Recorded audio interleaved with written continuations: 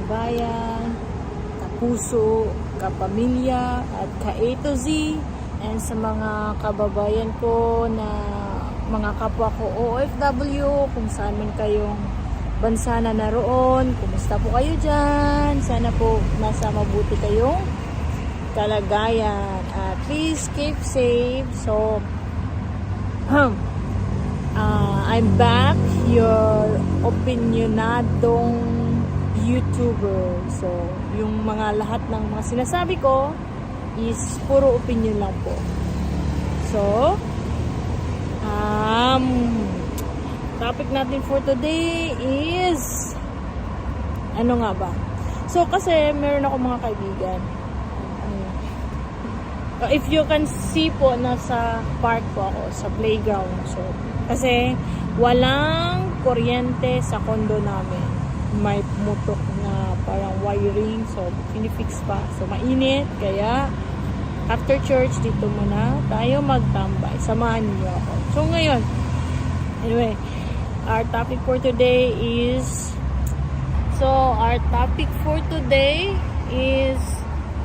paano nga ba malalaman ng isang single kung handa na sila pumasok sa isang relasyon, sa bagong relationship, or ano nga ba yung dapat nilang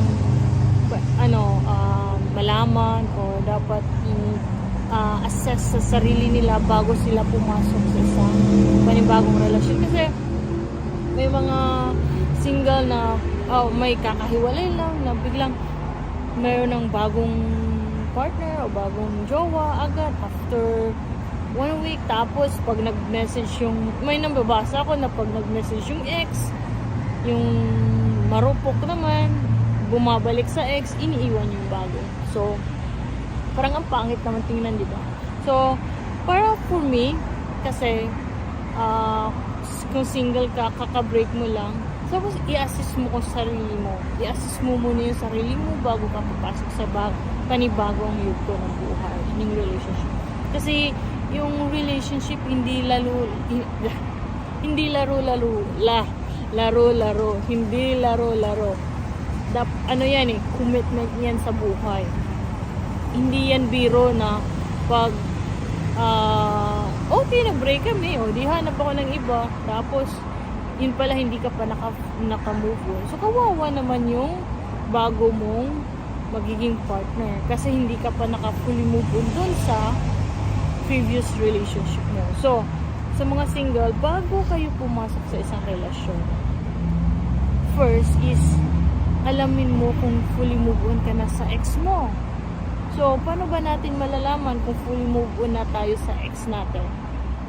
Halimbawa, pag nag-text si ex, hindi na tayo natataranta na nag-text si ex, re-replyan ka agad, todo.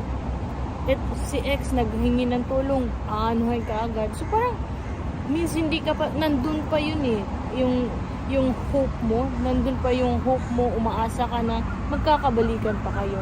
Kasi gagawin ko to, malay mo makuha ko siya ulit, malay mo mahalin niya ako ulit. So yun, nandun pa yung hope. So yan yung sign na no ka muna, wag ka muna pumasok sa bagong relasyon, mang-move on ka muna. And then next is hindi mo yung parang pag pumasok ka sa isang relasyon, yung parang yung hinahanap mo sa bagong partner mo is ayoko nito kasi hindi siya ganito, yung ex ko ganito So parang kino-compare mo, ba't ka pa papasok sa bagong relasyon kung i-compare mo yung bago mong nagustuhan sa ex mo, di ba? So what's the point? Charot, English yun. So what's the point kung pupunta ka sa bagong relasyon, di ba? Kung i-compare mo din naman siya. So yung ex mo at yung nagugustuhan mo is magkaibang tao yun. So wag mo silang i-compare. Never mong i-compare isang tao sa isang tao kasi magkaiba sila. Two different kind of human being. English. So now ang ako kasi galing ako sa single for long time. Kasi ang ginawa ko muna is nag-fully heal ako. Mag-fully heal ka muna. Dapat fully heal ka muna. Love yourself enough. I-assess mo yung sarili mo. Give time to yourself. Na parang, kasi kung hindi mo alam kung paano mahalin yung sarili mo, sure ako na hindi mo din alam kung paano mahalin yung ibang tao. Kasi hindi mo nga magawa na mahalin yung sarili mo, 'di ba? So paano ka pa i-exert ng effort o love doon sa ibang tao kung sa sarili mo hindi mo magawa? So, ang dapat mong gawin, love yourself first, kasi kung mamahalin mo yung sarili mo, malalaman mo kung paano magmahal sa ibang tao. Malalaman mo kung paano sila pahalagahan, respeto at pangalagahan. So, dapat ganun yung gawin nyo sa mga single dyan. Love yourself. Enjoy life. Enjoy being single. Eat alone. Travel alone. Do things alone.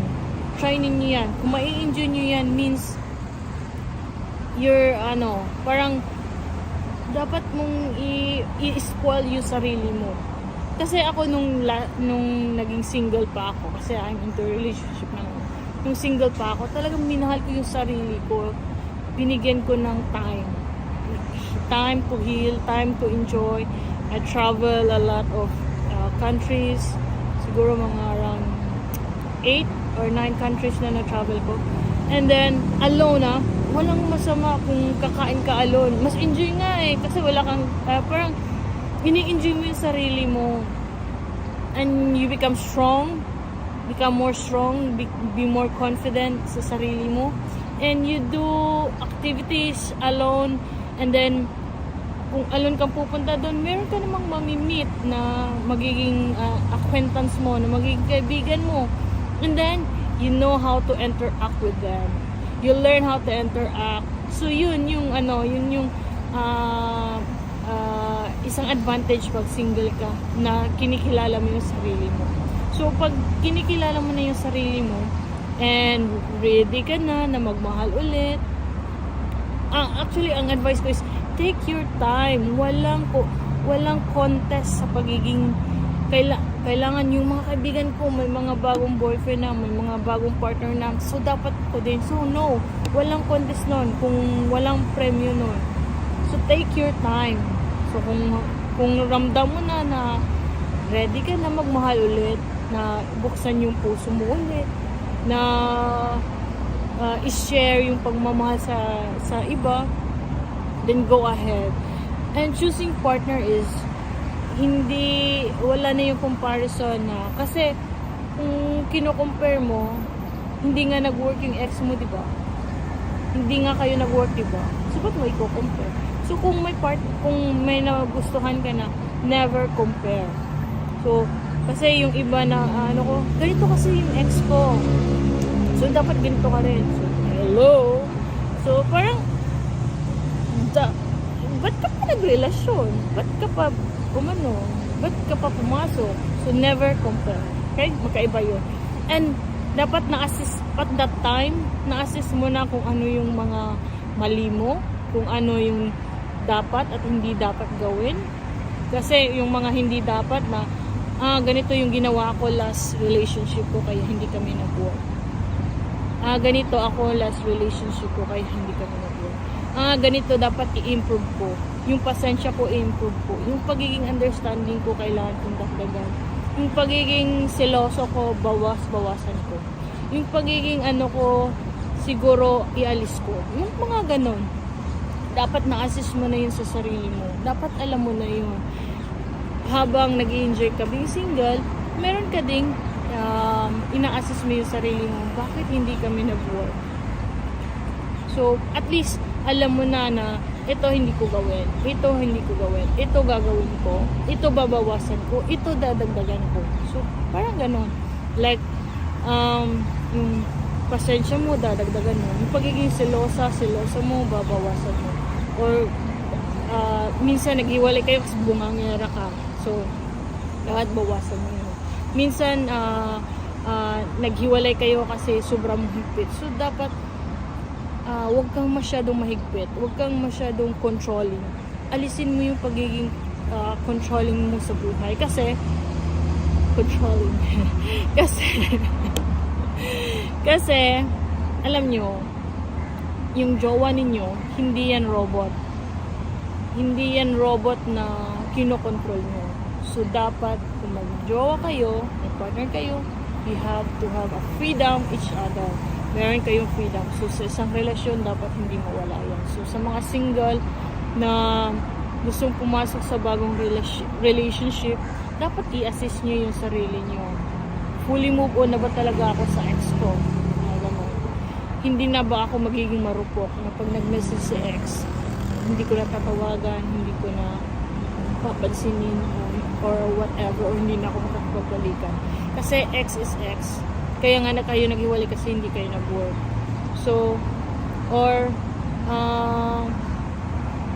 hindi nyo na kinukumpara, hindi nyo na hinahanap yung ex nyo sa ibang tao. So, doon, alam nyo sa sarili nyo na fully move on na kayo.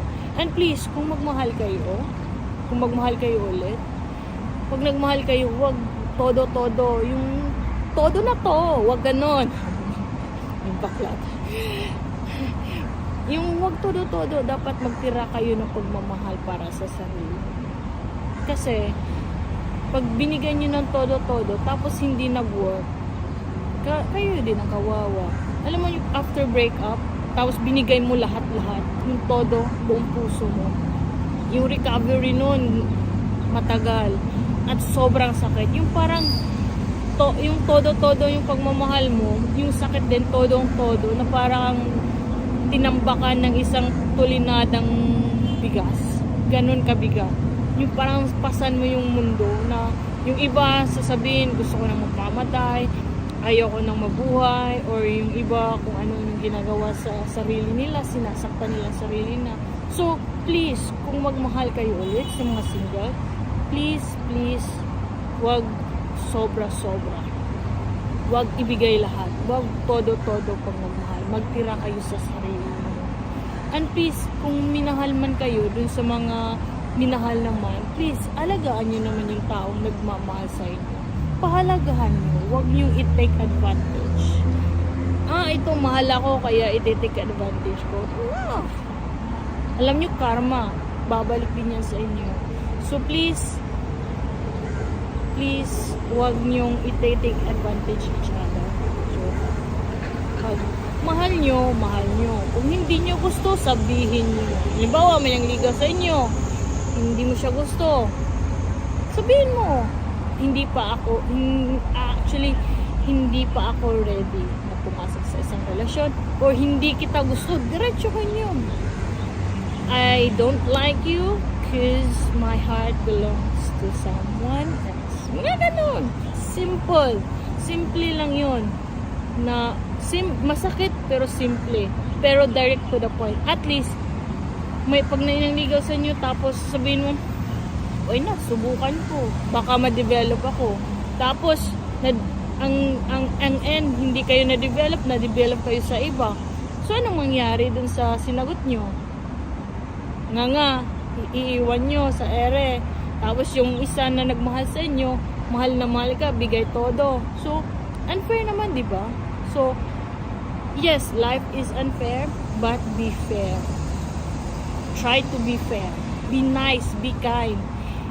Kasi yung karma na babalik, mabigat din. So, sa mga single dyan, take it easy, slowly, but surely. And, love yourself. Be kind to yourself. Believe in yourself that you can. Okay? So, walang karera sa pagkakaroon ng jowa. So, wala ding karera kung ano, or walang ano kung take your time as long as you want. Be single as long as you want. Hanggang ready ka na, hanggang ma-meet mo yung tao na magmamahal sa'yo, napapahalagahan ka. So, and dapat ikaw din sa sarili mo. Alam mo na yun. So, love yourself enough while single. Enjoy life. Walang masama kung single. So, stay true to yourself. So, yun lang. And thank you for listening. Sa mga single, good luck sa journey ninyo. Sana mahanap niyo yung taong para sa inyo. And stay happy. And God bless sa lahat. And please don't forget to share, like, and subscribe to my channel. And have a nice day, guys. Bye-bye.